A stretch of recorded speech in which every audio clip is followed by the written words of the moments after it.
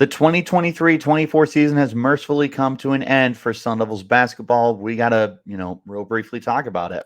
You are Locked On Sun Devils, your daily podcast on the Arizona State Sun Devils. Part of the Locked On Podcast Network, your team every day.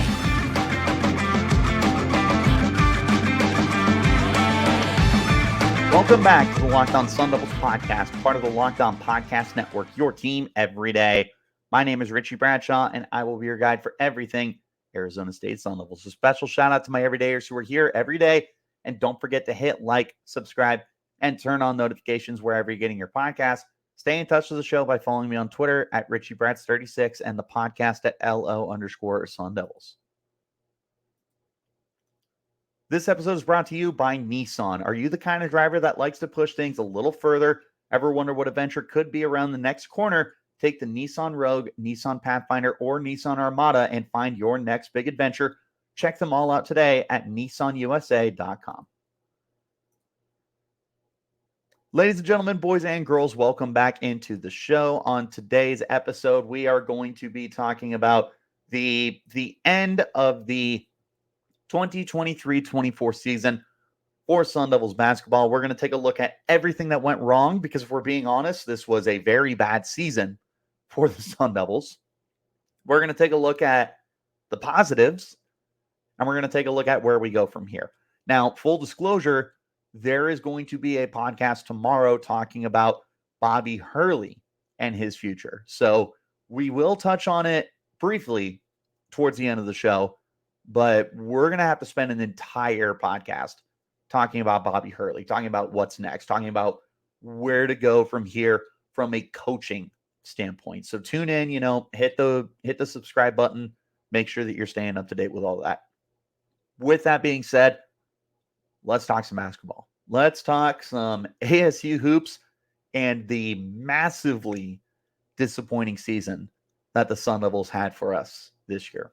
And I want to preface it with this because I came into this year with this thought in mind. And I'm going to basically kind of put it to bed now. And the question I pondered was, can you capture lightning in a bottle twice?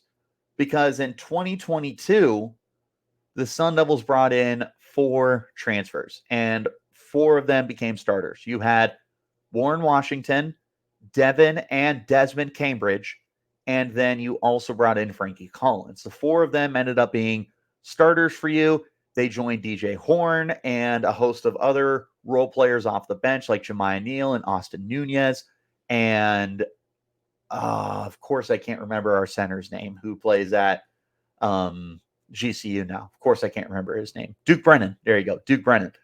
They had a lot of new faces, especially to your starting lineup. And the big question was, how is it going to play out? And in the 2022-23 season, it worked out great. The Sun Devils went to March Madness. They actually won in the first 4 out to make it to the actual bracket itself for the first time in a minute. And they were a fun team to watch. Like, you had a Desmond Cambridge Jr. that could just shoot anywhere on the floor and was really exciting. You had Warren Washington, who was your big post-up guy and was really able to out-rebound a lot of the guys that he went up against. Devin Cambridge played a really good role. Frankie Collins showed some promise.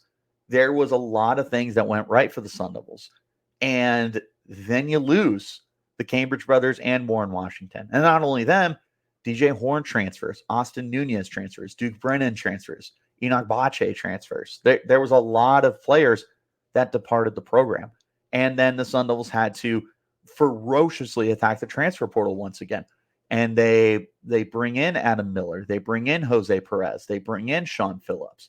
They bring in, why am I forgetting some of the other names? Zane Meeks and Malachi Davis and Kamari Lands. Like, they restocked the cupboard with transfer players. And the question that I had entering the year was, can you capture lightning in a bottle twice? Because you did have such a magical season in 22-23 with all these transfers that came in. And then they left, and it's like, Well, you're kind of tasked of doing the same thing because there wasn't a lot of young depth on the team. You had lost some of your younger role players, and you needed to find a way to build that depth so that you could develop younger players behind the scenes. Like they brought in Akil Watson and Braylon Green through their recruiting class. They saw a little bit of minutes this year, Akil Watson came in last night and looked pretty good. Hopefully he stays and they can build a future around him and the incoming recruiting class and everything. But you needed these veterans to be able to step up for you. So you bring in these guys, and your hope is that you can get any kind of production out of them. And for the most part, I would say that it turned out pretty well. I mean, you had Jose Perez was your second highest scorer, 13 and a half a game. Adam Miller, when he finally got onto the court, 12 points a game. Sean Phillips missed quite a bit of time, but he looked like a really good, solid big body. Bryant Silabonge, who is one of my favorite guys, comes in as a great role player. Kamari Lance plays a lot of minutes. They brought in a lot of players, and I would tell you for the most part, you got pretty good production out of them. The difference between the previous season and this season was that didn't equate to wins. And there was a lot of different factors that played into that. The Sun Devils' inability to shoot the deep ball absolutely killed them. Their inability to convert on the free throw line killed them. Their streakiness. And I mean, we saw the streaky team in 2022-23. We saw that they were either a first half or a second half team, not a 40-minute team.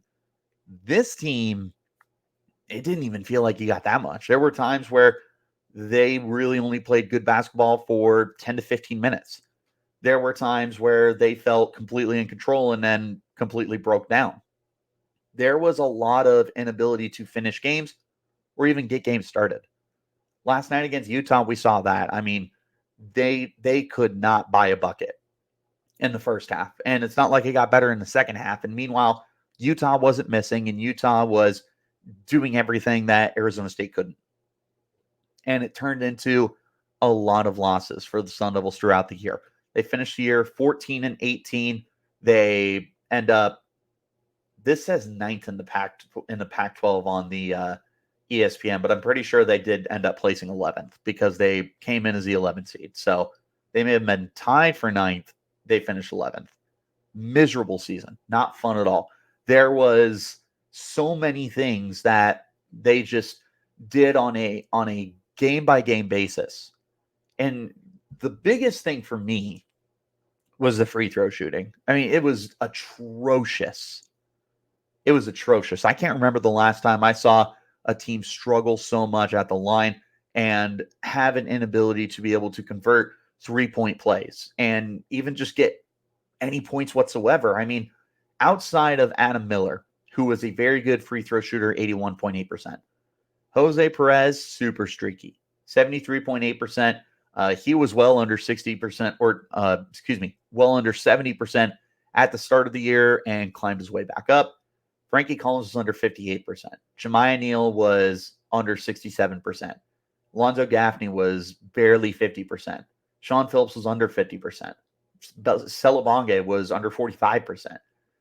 Even Kamari Lance, who was one of your better free throw shooters, was 66.7%. Like, they as a team were so inept in being able to convert those opportunities. It just absolutely killed them. 65.5% as a team.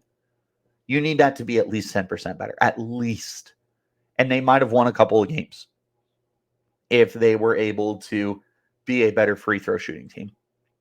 And the deep ball, look, I can't remember the last time ASU was a very good deep shooting team. They had players that could, but yeah, for the most part, you really didn't see it this year. Adam Miller, 30.3%. Frankie Collins, 31%. Jemiah Neal, 27.5%. Your leading guy was Jose Perez at 40.5%, but he never took shots from deep. So really your best player was Frankie Collins at 31%. That just isn't going to get it done.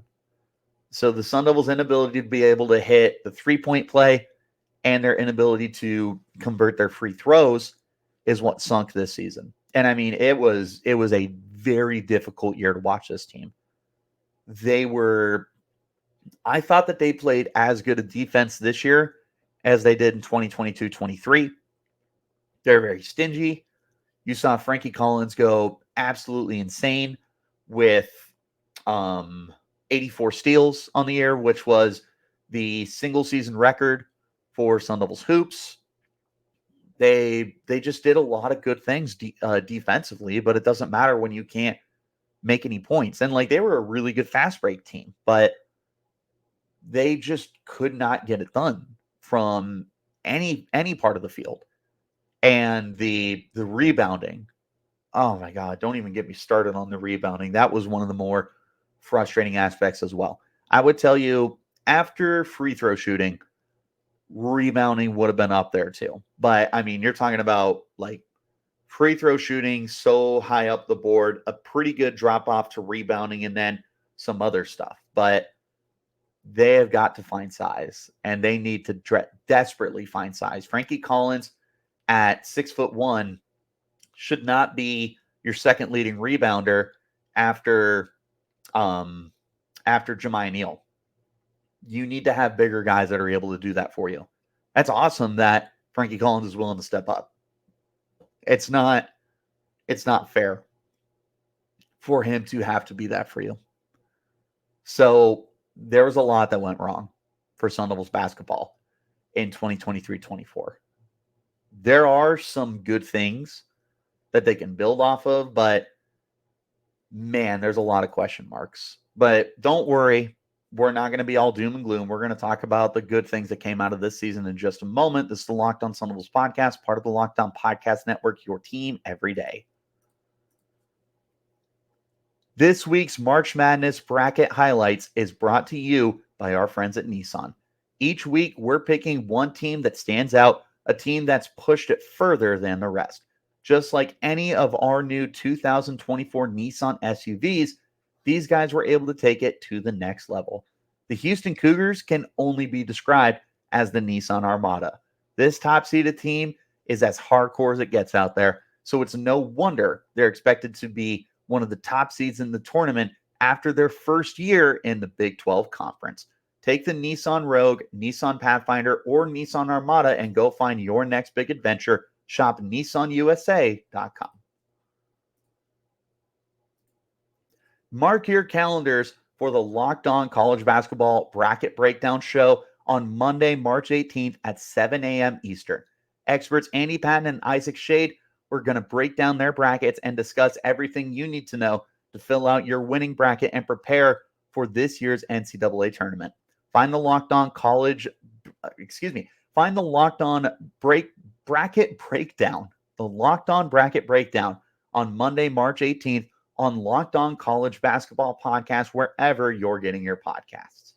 Back into our conversation now. And there is still some good to be talked about at the end of this season. And the biggest strength here was Frankie Collins. And to me, it's not even close how good he was this year. He was averaging 32 minutes a game. He led the team with 13.8 points per game. He was second on the team with 4.4 rebounds. He was first in the team with 3.2 assists. He was averaging almost 3 steals a game, shot just under 43% from the field. He did a lot of really good things for you. And he was so impressive, man. To see everything that Frankie Collins was able to do from year 1 to year 2, it felt like a drastic increase in his game, because his first year at ASU, he only averaged 9.7 points per game, and he was just around 40% from the field. There was growth needed in his game, and he really took it to another level this year, especially defensively. I mean, Frankie Collins was just sticking to guys. It was really difficult to do anything for him, especially when like ASU would put a full court press on. Like, Frankie Collins was leading the charge, and he did a great job running the point this year too. For him to have stepped up as a shooter as well, to average 4 more points than he did in his first year at ASU, A+ for me. He just really was such a great player for the Sun Devils. And if you take him off of this team, I mean, you might be one of the worst teams in the entire country. He was that important for you. He really was the, what's the phrase? The glue that kept it together, the tape that kept it together. I don't know. It's something like that. Essentially, like, he's the only thing that really made you a competitive team this year, in my opinion. Like, sure, you had some good play from like Jose Perez. What a weird ending that was. But outside of Frankie Collins, there really was not very many guys that were consistent on a game-to-game basis. You had exciting players. Adam Miller and Jemiah Neal had some outstanding games this year, but they didn't do it on a game-by-game basis, and that's where it was so tough. Frankie Collins, you had far less bad games from him than you had these great games that he put on display. He was a stud this year. Easily the best part of the season. And the turnovers that he would force, yeah, he was a beast. The only thing was he did have a little bit of a turnover problem himself, and he wasn't a great deep shooter, but no one on the team really was. Other positives. I liked the 2 transfers from LSU with Adam Miller and Sean Phillips Jr. I think that they showed off quite a bit of potential. And they're young guys. Sean Phillips Jr., I believe, is a redshirt sophomore. Yeah, it's redshirt sophomore. Adam Miller is a redshirt junior. So Miller will have at least 1 more year. Phillips will have at least 2 more years, depending on that eligibility stuff. They look like really good pieces to be able to build this program around for at least the next year, if not 2 years. And your 2 freshmen that were able to get limited minutes with Akil Watson and Braylon Green, I thought they looked pretty solid when they were on the court. Akil Watson definitely closed out with a really nice season, or a really nice final game to the season. Brian Silabonge, man, I was one of his biggest fans. He had a stellar year for Sun Devils basketball. Really good player coming in from Tulsa. I would love to see him get an expanded role in 2024-25. We'll wait and see how that ends up shaking out for him, but I was very impressed with what I saw from Brian Silabonge. You had him, you had Gaffney and Phillips. I did think Jemiah Neal took a step forward, but he certainly did not become the superstar that I had framed him to be. And I definitely am very guilty of placing him on the pedestal that I did, because I was all in on Jemiah Neal. And it wasn't fair for me to place the expectations that I did on him. That's on me. Outside of that, I don't know, man. There was a lot of not good that came out of the Sun Devils this past year. There was a lot of things that the team needs to work on. There was a lot of things that need to be fixed. I like some of the young players. I like that you've got a good recruiting class incoming. There's a lot that's going to hinge upon who comes back next year, though, because you are in a sticky situation with the transfer portal. And I have a deep fear that you are going to lose some of your best players. I hope that's not the case, but ASU is certainly behind the 8 ball right now when they take a look at that transfer portal. So we're going to talk about what happens next for the team in just one moment. It's the Locked On Sun Devils podcast, part of the Locked On Podcast Network, your team every day. Check out Amazon Fire TV, our good friends over at there. It's your best destination for sports, from live games to highlights to in-depth analysis. Fire TV offers amazing viewing experiences with smart TVs, as well as the Fire TV stick that you can plug into your existing TV. That provides access to millions of movies and TV episodes as well as free live TV. Whether it's opening weekend for baseball or the college basketball tournament that's right around the corner, you're going to want to have a Fire TV. Fire TV recently created Fire TV channels to deliver a constant supply of the latest videos from your favorite sports brands, all for free. That includes all of us here at Locked On and most of the big pro leagues and college conferences as well. Fire TV channels let you dive into all the game analysis, highlights, and more to keep you up to date on the latest in the sports worlds of March Madness, NBA, Major League Baseball, and more. Not to mention great news, entertainment, gaming, travel, cooking videos as well. Check out Fire TV channels on Fire TV and Alexa devices. If you haven't checked out Fire TV channels, you should. Trust me on this. To learn more, visit www.amazon.com/LockedOnFireTV. Also want to talk to you guys about our friends over at eBay Motors. Drive, passion, and patience. It's what brings home the winning trophy, and it's what keeps your ride or die alive. eBay Motors has everything you need to maintain your vehicle and keep it up to peak performance, from superchargers, roof racks, exhaust kits, LED lights, and more. Whether you're into speed, power, or style, eBay Motors has you covered. With over 122 million parts for your number one ride or die, you'll always find exactly what you're looking for. And the eBay Guaranteed Fit means your part is guaranteed to fit your ride every time or your money back. Because with eBay Motors, you're burning rubber, not cash. With all the prices you need at the prices you want, it's easy to turn your car into the MVP and bring home that win. Keep your ride or die alive at ebaymotors.com. Eligible items only. Exclusions apply. eBay Guaranteed Fit only available to U.S. customers. One more time, wherever you're getting your podcast, hit like, subscribe, and turn on notifications so you get an update whenever we post new content. Stay in touch with the show by following me on Twitter, Richie Bradshaw36, the podcast at LO_Sun Devils, and a shout out to my everydayers who are here every day. Let's wrap up this conversation with where do we go from here for Sun Devils basketball? And like I said, we're going to have a more in-depth conversation tomorrow about Bobby Hurley. So again, make sure you turn on notifications for the show so you get an update when that posts. There are, a lot of questions that I have. The first is obviously Hurley. And what I'll tell you about Bobby Hurley is where do you go in terms of how far in the future you see him? I look at Bobby Hurley and I see someone who has had success at ASU. He's good enough for what you expect out of the program.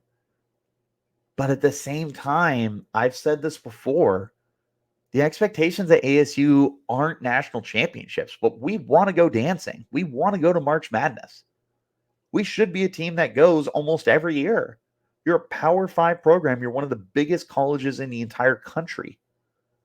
There should be no reason you can't go to the tournament on a consistent basis, and they're not. You've been to the tournament 3 times in Bobby Hurley's era. 9 seasons, you've been 3 times. Maybe I'm crazy. Maybe my expectations are too high there. But that's not a lot. That's not enough. I understand you're not U of A. I understand you're not North Carolina or Duke or whatever, where they go every year. But you should be going more often than you do. And that's one of the most difficult conversations you have to have here with Bobby Hurley is he meeting your expectations? If he is, then how much longer are you going to stick around before you begin to have the conversation of when do we start having higher expectations? There's just this mentality that I have. And I'll tell you that I have been on the bus of let's not fire Bobby Hurley because where are you going to go from here? Do you really think you can do better? I'm really right in the middle after last night's game because if you don't fire him, I get it. And I'm not going to be upset. But if you did fire him, I get it. And I'm not going to be upset. it really is such an interesting situation that you have found yourself in with Bobby Hurley, because your expectations aren't national championships, and Bobby Hurley's not a coach that's going to get you to a national championship. He's just not. Is that okay? What about the fact that Bobby Hurley is a good recruiter, but he hasn't done the most with the guys he's brought in? I mean, Marcus Bagley was a 5-star recruit. He was a blip on the radar in the Bobby Hurley era, whether it was Bagley's fault or whether it was Hurley's fault. He just didn't do anything. He's been able to bring in talented kids and just not done much. When does that become a factor in whether or not you're going to hold on to him long term? What about retaining your talent? Because last year's 2022-2023 season had some really good players. The Cambridge brothers were studs. Warren Washington was a stud. Austin Nunez off of the bench was a stud. DJ Horn was a really good starter. And then boom, all of them are gone. Desmond Cambridge out of eligibility. The others transferred. Why couldn't you hold on to them? That's another question I have. Because if you had been able to hold on to Washington, Cambridge, and I would have loved to have retained DJ Horn, I think you would have been in a much better situation this year. But losing those guys and losing more, that's where you really got yourself beat up. And as I said at the top of the show, you were wondering if you could capture lightning in a bottle twice, and you could not. Odds were always against you for sure. But this was a tough season. There is a lot of work that needs to be done. And it starts with Bobby Hurley. My other question from where do we go from here is, who can we retain? Because a good team from 2022-2023 was completely dissembled. You brought back one starter in Frankie Collins. You brought back a good role player in Alonzo Gaffney and Jemiah Neal. And the rest of the team was really rebuilt through the transfer portal. The only guys I feel confident are going to be back are Adam Miller and Sean Phillips Jr. I think that there is a beyond realistic chance that Frankie Collins enters the transfer portal. And if he does, that's tough.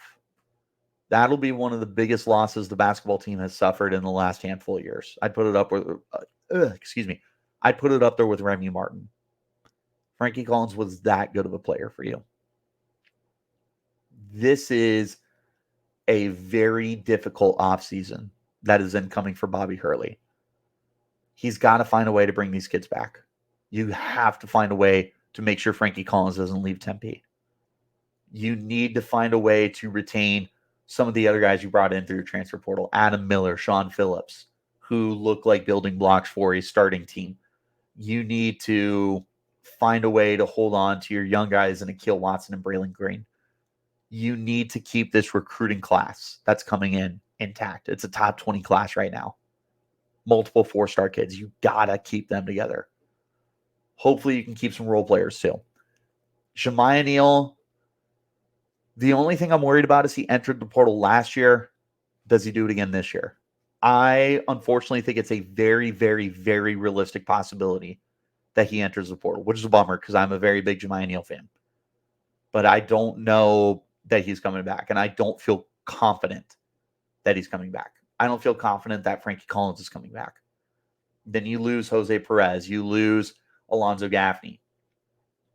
There are a lot of holes that are coming up for this team, and it's going to be a remarkably important offseason. We had a very important offseason last year when you had to replace everybody. This is just as important. And Bobby Hurley's seat is just as hot as it was last year. Maybe even a little more. So where do you go from here? How do you plan to rebound from what was, for all accounts and purposes, a bad season? There's a lot of questions that we have. The two biggest questions for me Is Bobby Hurley back? Is Frankie Collins back? After that, yeah, there's 1.5 million questions you got to answer. But I think you need to bring them both back as of now. Hurley, I'm on the fence. Frankie, absolutely. No questions about it. Is he perfect? No, not at all. There are certainly areas he needs to get better in. But he is still your best player right now. You can't lose your best player, especially when he's starting to hit his stride. Find a way to bring him back. Find a way to keep this roster intact. Because if you go through another offseason where guys transfer, if you lose Frankie Collins and Jemiah Neal and some of your other bench guys, I just don't know how Hurley survives. Part of it is because of the NIL. I totally understand. NIL is such a difficult situation that Arizona State has been stuck behind. They're making progress, as football coach Kenny Dillingham has said, but they're still really far behind other schools. And that could be what pulls the plug on this program. There's a lot of questions I have, and a lot of it surrounds Bobby Hurley.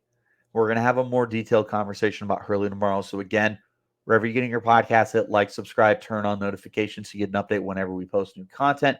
Stay in touch with the show by following me on Twitter at Richie Bradshaw36, the podcast as well at LO_Sun Devils. Hit like, subscribe, turn on those notifications.